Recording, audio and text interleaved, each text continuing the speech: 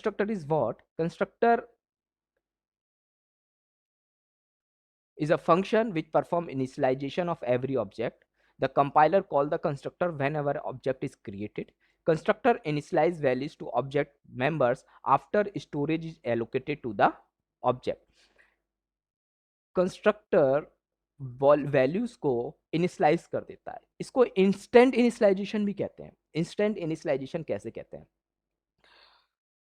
Suppose आपने एक function बनाया, समेशन का प्रोग्राम बनाया, 2 नंबर का सम का प्रोग्राम था और c equal to a plus b. a and b are different value, contain the different value in different functions, but when the object is created and you want to print the value of c, then what is print? If you initialize the value a and b anywhere in the program, yes, first time when you initialize the value of a and b, you got the result in the sum of c always. अब programme में चाहे आप a plus B का use करें, functions बनाए नहीं बनाए, but it's pre defined कि हमेशा ये c का वो आंसर हमेशा प्रिंट करेगा जो आपने पहले कंटेनर में दे रखा है। ठीक है, अब हम इसका कुछ इसका रनेबल प्रोग्राम भी देखते हैं। कंस्ट्रक्टर को वैसे हमने 3 टाइप में डिफाइन किया गया है: default constructor, parameterize constructor and copy constructor. Default constructor क्या होता है? ये सिंपल जो कंस्ट्रक्टर है, क्लास का नेम और फंक्शन का नेम सेम है, ये कंस्ट्रक्टर है। पैरामीटराइज कंस्ट्रक्टर वो होता है जिसके अंदर हम इस तरीके से वैल्यूज को लिख देते हैं, integer a comma integer b, इस तरीके से पैरामीटर पास कर देते हैं। ये से हम बोलते हैं पैरामीटराइज कंस्ट्रक्टर, ठीक, या आर्गुमेंट कंस्ट्रक्टर। लेकिन अगर यहीं पर हम क्या करें, एंड बी एंड ए कर दें, यानी एड्रेस को लेके काम करें, तो ये कॉपी कंस्ट्रक्टर होगा। क्या हो गया? कॉपी कंस्ट्रक्टर होगा। ठीक है, ठीक, तो ये 3 बेसिक डिफरेंस है, ध्यान रखना।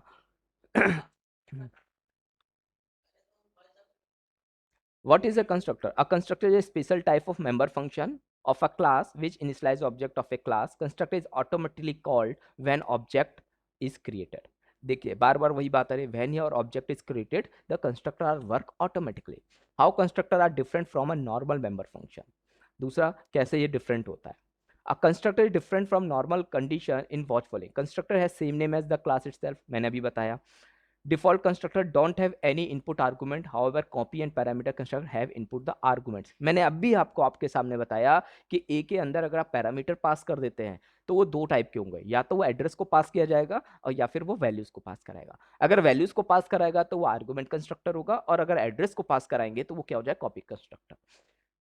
For a little bit I will to tell you, if you when you study about the function in the C, then you call by reference and call by value function. The call by value is a simple argument function, but call by reference is what? In it we pass the parameter in the form of the address, right? तो वहां पर क्या था? Call bye difference इसलिए था क्योंकि function different थे और उसके अंदर हम क्या एड्रेस को पास करते थे। कंस्ट्रक्टर में इसलिए बोलते हैं क्योंकि कंस्ट्रक्टर क्या होता है? कंस्ट्रक्टर हमेशा कंस्ट्रक्टर कंस्ट्रक्टर का नाम और क्लास का नाम सेम होता है, इसलिए हम उसको कॉपी कंस्ट्रक्टर बोलते हैं। ठीक है, it must be place in public section of class, यानी कंस्ट्रक्टर हमेशा क्या होता है? पब्लिक होता है। If you don't specify constructor, C++ compiler generate a default constructor for the object except no parameter has no empty body and empty body. अगर आपने constructor नहीं भी बनाया है तो जैसे ऑब्जेक्ट क्रिएट करता है वो बाय डिफॉल्ट एक कंस्ट्रक्टर बना लेता है, लेकिन कंस्ट्रक्टर बनाने से हम एक इंस्टेंट वेरिएबल को क्या कर देते हैं? इनिशियलाइज कर देते हैं। ये होता है बेसिकली एग्जांपल। तो अगर हमारे पास क्लास नहीं भी है और हमने ऑब्जेक्ट बनाया है बार बार, तो इट इनविजिबल। अगर हमने ना नहीं कंस्ट्रक्टर बनाया तब भी हमारा ऑब्जेक्ट क्रिएट होने के साथ ही साथ एक कंस्ट्रक्टर बाय डिफॉल्ट बन जाता है। Default class name, parameter parameter, class name and object class. ठीक है, डिफॉल्ट कंस्ट्रक्टर, मैं यहाँ पर इस प्रोग्राम को कॉपी करता हूँ और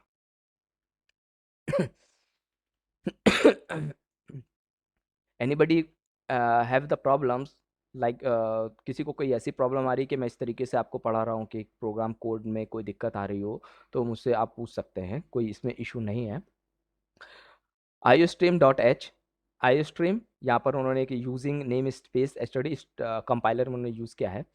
मेरी क्लास है, क्लास का नाम क्या है? कंस्ट्रक्ट। क्लास का नाम क्या है? कंस्ट्रक्ट। क्लास का नाम है कंस्ट्रक्ट। उसके अंदर हमने क्या लिखा है? Public access specifier. Access specifier के अंदर क्या लिखा है? दो वेरिएबल इंटीजर ए बी। अब हमने एक डिफॉल्ट कंस्ट्रक्टर बनाया, क्लास का नाम एंड कंस्ट्रक्टर का नाम सेम, ठीक है। A equal to 10 and B equal to 20। देखिए यहाँ पर ए बी था, यहाँ पर ए और बी हो गया, ठीक। चलिए यहाँ पर क्लोज कर दिया। हमने मेन फंक्शन बनाया, ए की वैल्यू सी डॉट ए और बी की value c dot b, return 1। Answer क्या आएगा? रन कराते हैं।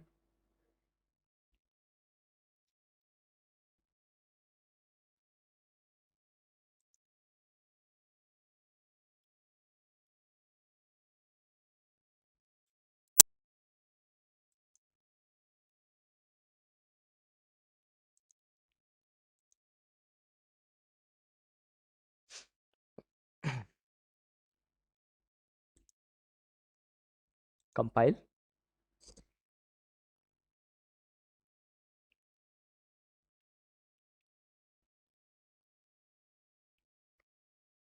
ठीक है, F10।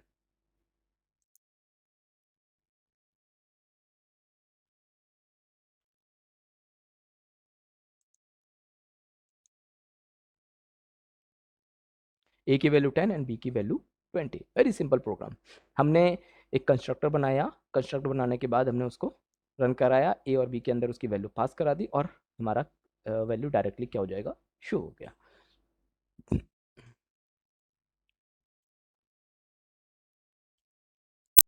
ठीक है, मैं यहाँ पर एक फिर से एक प्रोग्राम बनाता हूँ। हम्म, चलो हाँ,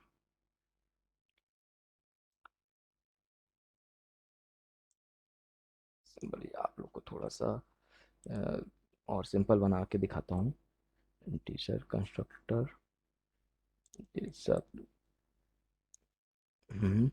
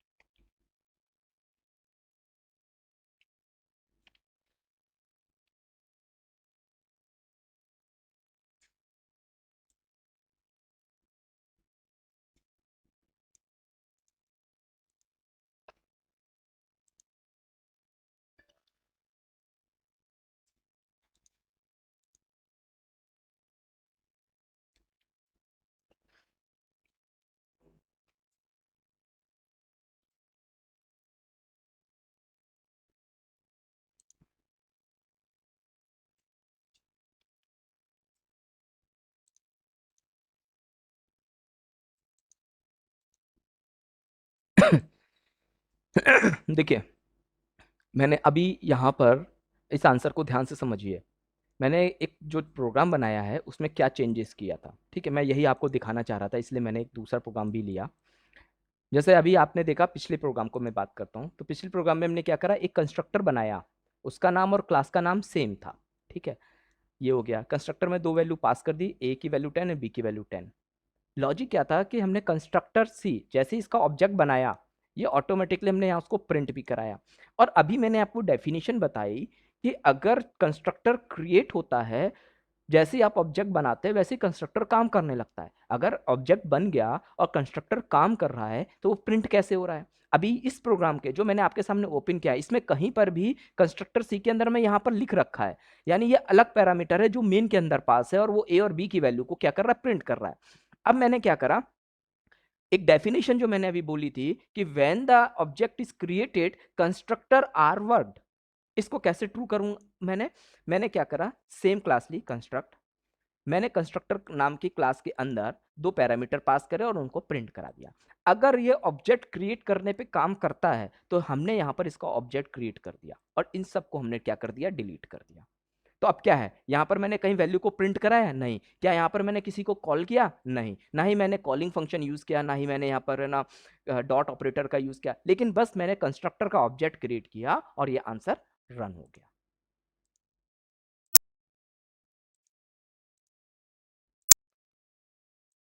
आ रहा है 10 एंड 20?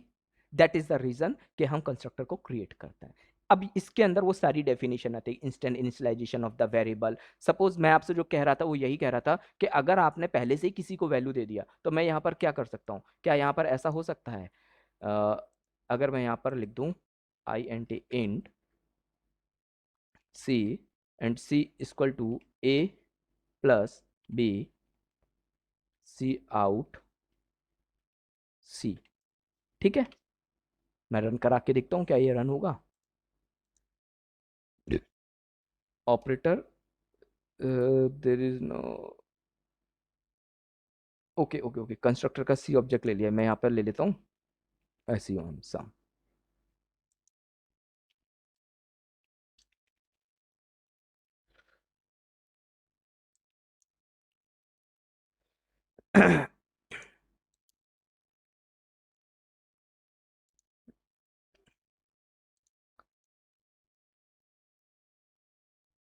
ओके ओके,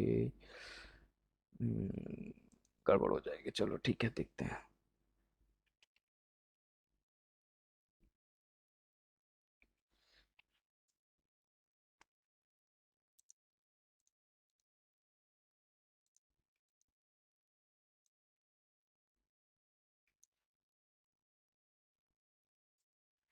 ओके ठीक है, ये यहाँ पर एक मिस्टेक ये हो रही है कि ये इस स्कोप के अंदर, क्योंकि हमने इसको क्या ले रखा है, डिफ़ॉल्ट ले रखा है, और मुझे इस कंस्ट्रक्टर की वैल्यूज़ को इस मेन में कॉल करने के लिए मुझे यहाँ पर डॉट ऑपरेटर यूज़ करना पड़ेगा, ठीक है। सी डॉट ए,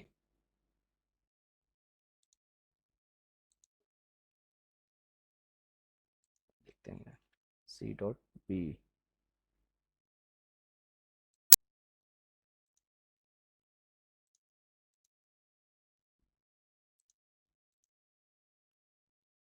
आ गया, ठीक है, आंसर आ गया 10 20 एंड 30, क्लियर। तो अब यहाँ पर मैंने इनिशियलाइज तो कर दिया था, लेकिन यहाँ पर c dot a c dot b वो गार्बेज वैल्यू ले रहा था। डॉट ए क्यों लगाया, क्योंकि अब यहाँ पर मुझे इसको यूज करना था, तो कंस्ट्रक्टर सी के अंदर ए और बी की वैल्यू को डिफाइन है, और यहाँ पर हमने सी डॉट ए और सी डॉट बी को यूज करके हमने उसका यूज किया, दैट इज द कंस्ट्रक्टर। अब मुझे बताइए किसी को कोई प्रॉब्लम यहाँ पे, anybody have problem, all understand the what is the meaning of the constructor? Okay, now we move to the next one, parameterize constructor. Parameterize same constructor होता है, बस उसके अंदर हम क्या करते हैं, पैरामीटर पास करते हैं। कैसे पैरामीटर पास करते हैं मैं उसका आपको शो करा के दिखाता हूं।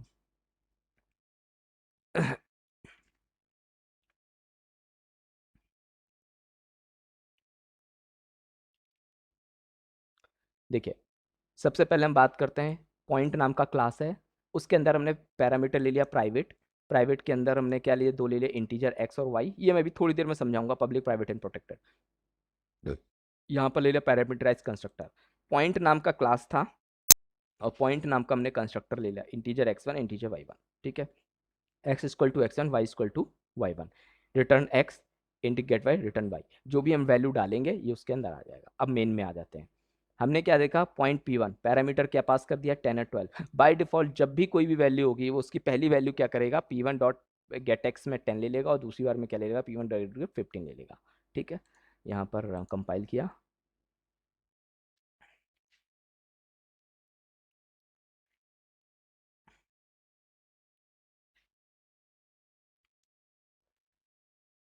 ठीक है। अब यहाँ पर मैंने उसको रन कराया, p1 की x की वैल्यू 10 और y की वैल्यू 15, ठीक है। तो जैसे हमने पैरामीटर पास करते हैं उसी तरीके से हमने इसका यूज कर लिया। तो ये इस तरीके से पैरामीटर कंस्ट्रक्टर, हमारा सेम कंस्ट्रक्टर का फॉर्मेट है, पैरामीटर में पैरामीटर पास करे जाते हैं, क्योंकि आपके मल्टी एमसीक्यू बेस पेपर होना है तो इसलिए बहुत ज़्यादा डिफिकल्टीज नहीं होगी, लेकिन हाँ थ्योरी के पॉइंट ऑफ व्यू से देखा जाए तो आपको इन सब चीज़ों का ध्यान रखना पड़ेगा। Now use of parameter constraint, it is used to initialize the various data element of different object with different value and when they created. जैसे मैंने आपसे कहा आपको पैरामीटराइज कंस्ट्रक्टर एडिशन का आपने कंस्ट्रक्टर बनाया, तो एडिशन के 4 कंस्ट्रक्टर बनवाए जा सकते हैं। कैसे? इंट इंट का एडिशन, इंट फ्लोट का एडिशन, फ्लोट इंट का एडिशन, फ्लोट फ्लोट का एडिशन, राइट ना? तो फ्लोट वैल्यू का एडिशन अलग होगा, सिंपल इंट और सिंपल इंट का एडिशन अलग होगा, है तो ये सेम चीज पर लेकिन क्या होता है जब आपके एक ही प्रोग्राम में एक से ज्यादा कंस्ट्रक्टर यूज होते हैं और कंस्ट्रक्टर के नाम सेम होते हैं पर वर्किंग डिफरेंट होती है, तो उसको हम बोलते हैं constructor overloading. It is the most important topic and most important MCQ based question कि what is the function overloading, constructor overloading. Function overloading note कर लीजिएगा, फंक्शन ओवरलोडिंग और कंस्ट्रक्टर ओवरलोडिंग का मतलब होता है अगर किसी क्लास के अंदर एक से ज्यादा कंस्ट्रक्टर है पर उनकी वैल्यूज डिफरेंट है, यानी आपने एक पैरामीटर, एक डिफॉल्ट और एक आपने है ना कॉपी कंस्ट्रक्टर यूज कर लिया, तो तीनों कंस्ट्रक्टर की वर्किंग अलग अलग है पर नाम तीनों का क्या है? सेम है। तो ऐसे ऐसे कंस्ट्रक्टर को कंस्ट्रक्टर ओवरलोडिंग कहते हैं। दूसरी बात कहते हैं अगर हम कंस्ट्रक्टर नहीं है तो क्या फंक्शन बना सकते हैं? तो राइट, अगर आप सेम फंक्शन बनाना चाहते हैं, वो कंस्ट्रक्टर नहीं है, सेम फंक्शन बनाना चाहते हैं डिफरेंट यूज करके, डिफरेंट वैल्यूज के साथ यूज करके, तो उसे फंक्शन ओवरलोडिंग कहते हैं। Copy constructor, a copy constructor is a member function which initialize an object using another object the same class। इसके अंदर क्या होता है, इस चीज को थोड़ा सा ध्यान से देख लीजिए। इसके अंदर हम क्या करते हैं? ऑब्जेक्ट को पास करते हैं। किसको पास करते हैं? ऑब्जेक्ट को पास करते हैं। देखिए यहाँ पर लिखा है ना double p x and double p y, क्या मतलब हुआ? हमने यहाँ पर क्या लिखा? पॉइंट, पब्लिक में एक्स और वाई, पॉइंट हमने वेरिएबल ले लिया, उसके अंदर हमने क्या कर दिया? डबल, डबल क्या है? हमारा इंटीजर टाइप है, तो हमने यहाँ पर क्या कर दिया? Double p x and double p y. ठीक है, ये किसका है? हाँ, राइट। तो यहाँ पर हम उसको क्या करेंगे? एज ए पैरामीटर हम क्या कर रहे हैं? ऑब्जेक्ट को पास करा रहे हैं। That is the constructor, copy constructor. ठीक है, नाउ हम आगे बढ़ते हैं। Right, copy constructor type of constructor use to create a copy of already existing object as a class type. Constructor का क्लास नेम एंड ऑब्जेक्ट का name. ठीक है, जैसे यहाँ पर लिखा है sample copy constructor x y, sample copy constructor integer x one and y one. ठीक है, कॉपी कंस्ट्रक्टर कांस्टेंट, वो गलत था वहां पर, उन्होंने उसको समझाया नहीं है। कांस्टेंट कंस्ट्रक्टर का constructor sample copy constructor and Sam. यहाँ पर हम क्या करेंगे? इसको अगर हटा देंगे तो ये क्या हो जाएगा? Class name. इसको हटा देते हैं, ये आपको कंस्ट्रक्टर है ना, क्लास का नाम क्या है?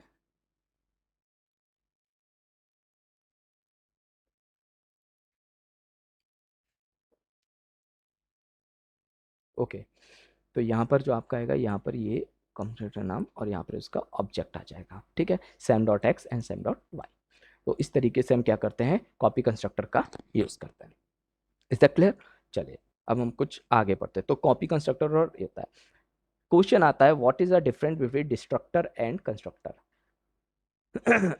कंस्ट्रक्टर हमेशा ऑब्जेक्ट के साथ मेमोरी को ऑक्यूपाइड करता है और उस ऑक्यूपाइड मेमोरी को फ्री करने के लिए, ऑब्जेक्ट से मेमोरी को फ्री करने के लिए हम डिस्ट्रक्टर का यूज करते हैं। इस बात का ध्यान रखें, डिस्ट्रक्टर केवल और केवल बाय डिफॉल्ट होता है, इसमें कोई भी पैरामीटर पास नहीं होता है। क्वेश्चन कई बार पूछा जा चुका है कि डिस्ट्रक्टर कैसा होता है। डिस्ट्रक्टर वैसे ही क्रिएट होता है जैसे कंस्ट्रक्टर क्रिएट होता है, पर इसमें हम टाइल्ड नाम के साइन का यूज करते हैं। ये जो सिंबल दिख रहा है आपको,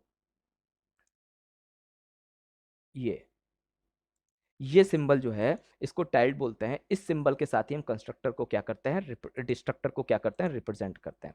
जिस फंक्शन के आगे ये काम लग जाता है वो डिस्ट्रक्टर होता है।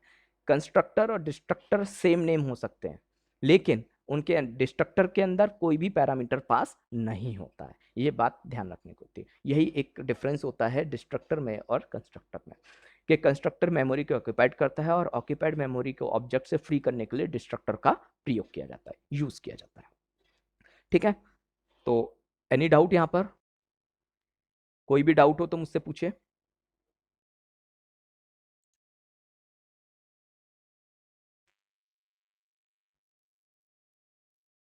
माय वॉइस इज क्लियर ना?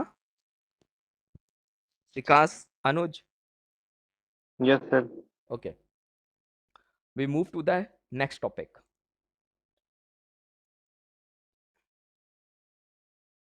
मैंने आप लोग को बार बार बोला कि एक्सेस स्पेसिफायर्स, एक्सेस स्पेसिफायर्स होते हैं, वो क्या होते हैं? Public, private and protected. हम तीन तरीके के एक्सेस स्पेसिफायर यूज करते हैं। एक्सेस स्पेसिफायर का मतलब क्या होता है? हम किसी भी क्लास को कैसे यूज करना चाहते हैं, उसको हमें क्या परमिशन देनी चाहिए। तो उसको परमिशन देने के तीन तरीके होते हैं। पब्लिकली कैसे परमिशन देना है, प्राइवेट कैसे परमिशन देना है, और प्रोटेक्टेड कैसे देना है। सेम एज इट इज, आज हम अपने सोशल मीडिया में अपने फेसबुक अकाउंट या अपने लिंक्डइन अकाउंट में जाते हैं, तो अगर हम पब्लिक, उसमें कई ऑप्शन आते हैं।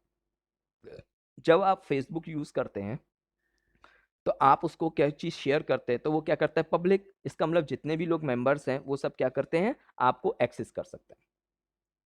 दूसरा उसी में ऑप्शन होता है, when you share the post, तो वो आपसे पूछता है, तो आपको क्या कहना पड़ता है, only friends, only mutual friends.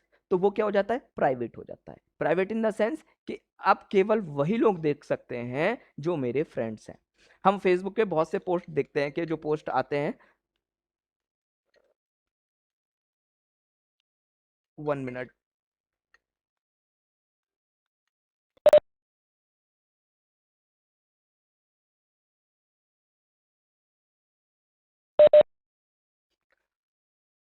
तो पब्लिक, अच्छा, प्रोटेक्टेड क्या होता है? प्रोटेक्टेड होता है कि हम अपने लोगों के बीच में शेयर भी करें और हम उनसे प्रोटेक्टेड भी रहें।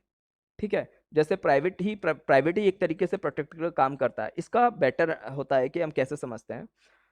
There are three type of classifiers: public, private, protected. All the class member declare under the public will be available to everyone. अगर आपने कोई भी वेरिएबल किसी एक क्लास में यूज कर लिया, तो उसको आप उसको क्या कर सकते हैं, दूसरी क्लास में भी यूज कर सकते हैं, दूसरे फंक्शन में भी यूज कर सकते हैं। क्लास के अंदर इनिशियलाइज अगर कोई चीज पब्लिक करते हैं, तो उस क्लास में यूज होने वाले जितने भी फंक्शन हैं, उन सब में आपने उसको क्या कर सकता है, प्रयोग कर सकता है। प्राइवेट क्या होता है, ये केवल और मल्टीपल क्लासेस में भी आप उसको यूज कर सकते हैं। मल्टीपल क्लासेस में भी आप उसको यूज कर सकते हैं। प्राइवेट का मतलब होता है, अगर आपने कोई क्लास ली और उसमें आपने कुछ भी नहीं लिखा, ना पब्लिक, ना प्रोटेक्टेड, ना प्राइवेट, तो वो बाय डिफॉल्ट क्या करेगा, प्राइवेट ले लेगा। जो क्लास आप बना रहे हैं उस क्लास में ही वो डिक्लेयर होगा। अगर उस क्लास से बाहर आपने उसका प्रयोग किया, यूज किया, तो वो वर्किंग नहीं करेगा।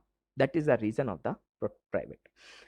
तो पब्लिक का कीवर्ड्स होता है, all the member declare under the public will be declare available to everyone.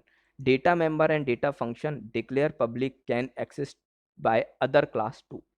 अगर आपने पब्लिक कर दिया तो वो दूसरी क्लास वाले भी उसको यूज कर सकते हैं। आप प्राइवेट की बात करते हैं। The class member declare as a private can be access only by the function inside the class. क्या लिए वो उसी जगह काम करेगा जिस क्लास में आपने इसको लगाया है, अदरवाइज ये उसका कहीं यूज नहीं करेगा। ठीक है। अब बात करते हैं प्रोटेक्टेड की। Protected access fire is similar to that of the private axiom. The difference is that class member declared as a protected are inaccessible outside the class, but they can be accessed by the subclass. यानी जब inheritance नाम का एक concept हम पढ़ेंगे, तो वहां पर हम क्या करते हैं, जैसे कि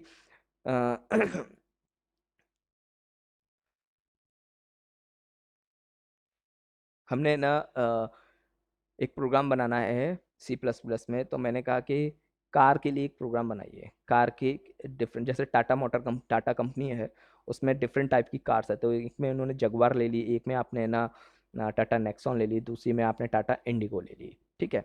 तो तीनों में एक कॉमन प्रॉपर्टी होगी जो टाटा की होगी, जो तीनों में काम करेगी। ठीक है। तो तीनों में उसका काम करने का मतलब क्या है, तीनों जब अलग अलग हैं, तो उसमें जब कॉमन प्रॉपर्टी आ रही है, तो ऊपर से नीचे आ रही है, तो वो क्या हो रही है, प्रोटेक्टेड हो रही है। कि एक क्लास को हम दूसरी क्लास में ले रहे हैं, कौन सी क्लास में, जो ड्राइव्ड है।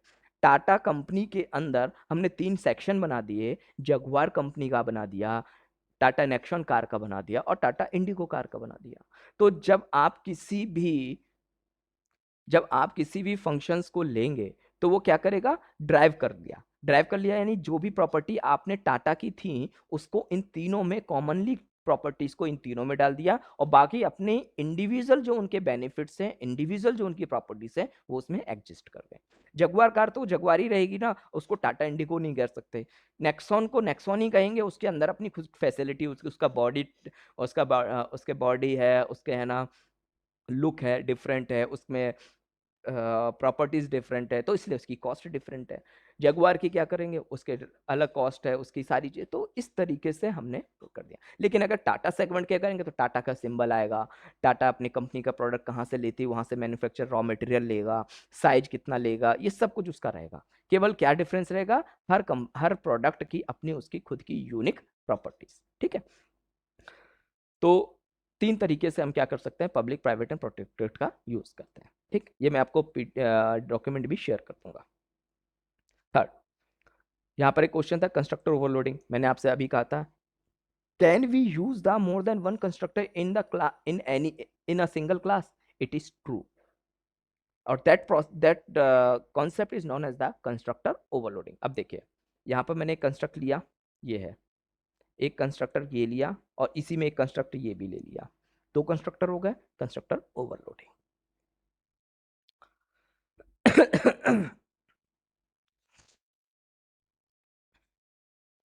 कोई डाउट यहाँ पे?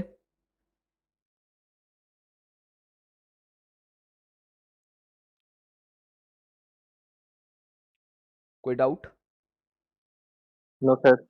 ठीक है, अच्छा सभी को समझ में आ रहा है? थोड़ा बहुत जो भी प्रोसेस समझा रहा हूँ या प्रोग्राम्स में अगर नहीं समझ में आया तो मुझसे ग्रुप में भी पूछ सकते हैं। ठीक है, दूसरी चीज, अब बात करते हैं next topic, that is the inheritance.